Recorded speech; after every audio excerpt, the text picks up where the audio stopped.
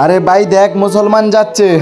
আরে এমন ভাবে বলিস না, ও টুপি পরে এসেছে কেন? এই টুপির মধ্যে কি এমন আছে? আরে ভাই তুই এটা বুঝবি না, আর আমি চলি রে। আচ্ছা ঠিক আছে যা। আরে ভাই তুমি কি অন্ধ নাকি? তোমার পাস পরে গেছে।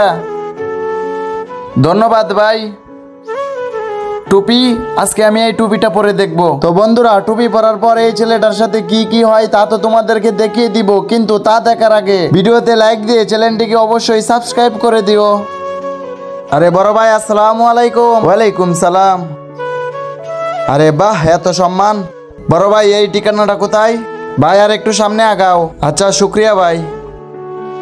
আবারও এত সম্মান। বাঁচাও, আরে কেউ বাঁচাও।